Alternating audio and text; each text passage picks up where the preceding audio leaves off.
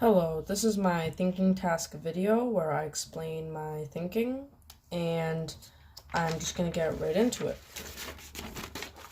So, for question 1, I looked at this equation, and I knew that it was a standard form equation, and that this was the y-intercept, so I marked it right here. Now, I knew that b was 0, so I used negative b over 2a to find the vertex. Then to find the x-intercepts, I subbed in 0 for y, and I solved, as you can see, square root principle over here. So that would mean that the x-intercepts are 4, 0, and negative 4, 0, and that gives me all the points because the y-intercept and the vertex are both 0, 4. It does not go on forever because it is just a parabolic roof, and it can't go underground. Range would be y-er. 0 is less than y, y is less or equal to 4, 0 is less or equal to y, and xer slash negative 4 is less or equal to x, and x is less or equal to 4. And this is because the limits are at negative 4 and 4, and for the x values, and the limits for the y values are 4 and 0. So on to our next question, B, proof no points for the intersection of green beam.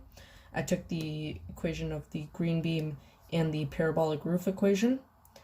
I rearranged, I subbed it in, I moved all sides to right. I used the discriminant b squared minus 4ac, and I subbed in the values, and I found that the discriminant was negative. And so negative discriminant means there are 0 points of intersection.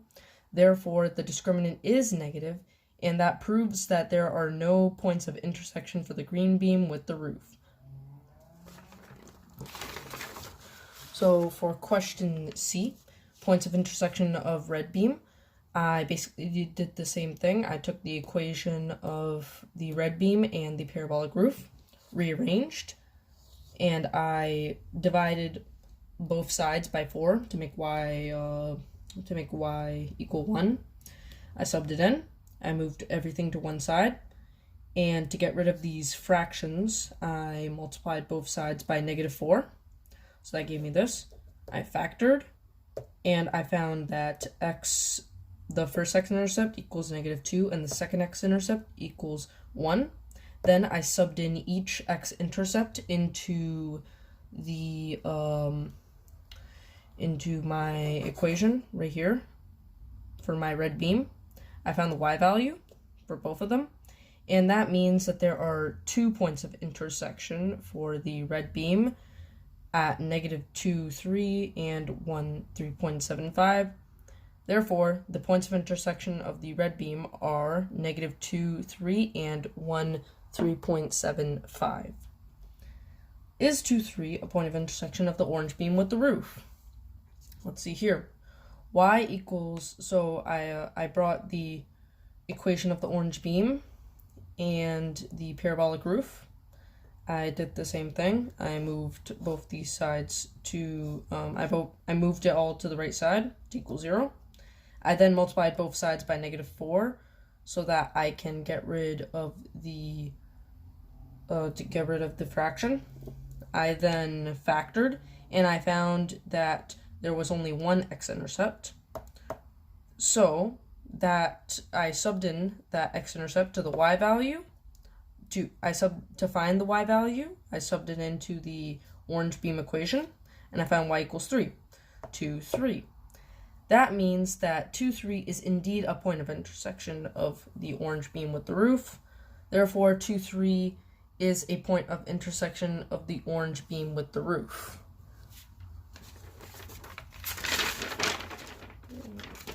Alright, last set of questions. E. Green, it's basically just asking us height at which the laser beam is installed on the tower for the green, red, and orange. So what I did for all these questions is I knew that the lightning tower was equation was x equals -7.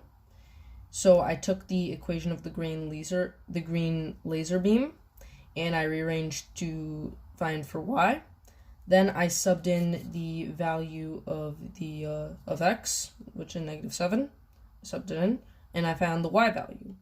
And this basically tells us where the lightning tower and the laser beam intersects.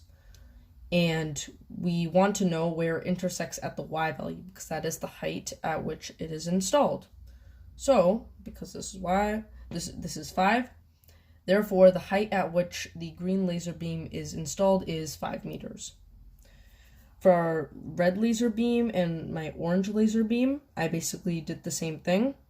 I subbed in, I had to rearrange and divide by 4 so that y can equal 1, sub in, and find that y equals 1.75.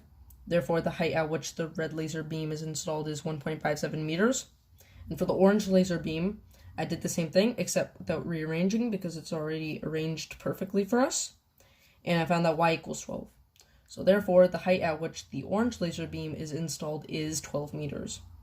So for our new blue beam equation, I knew that because it had to be tangent with the tangent line, it had to be a tangent line at the vertex of the parabolic roof, then it will either be a horizontal or vertical line, as you can see right here. But because the lightning tower is vertical, the line of the new blue beam must be horizontal so that it can actually be shot by the lightning tower and intersect and be tangent with the vertex of the parabolic roof. So that would mean that there would have to be no slope, otherwise it would intersect 2 points, and that is not tangent. And since the vertex is at 0, 4, the equation for the new blue beam must be y equals 4 to be tangent with the vertex of the parabolic roof. So therefore, the blue beam's equation would be y equals 4. So at which height would it be installed on the tower? This was pretty easy. The equation of the blue beam is y equals 4. So it intercepts the lightning tower at -7, 4. So as we were doing before, we knew that the y value of the interception is the height at which it should be installed. So therefore, the height at which the blue laser beam should be installed is 4 meters. That is all my thinking. I hope you enjoyed it, and I'll see you later.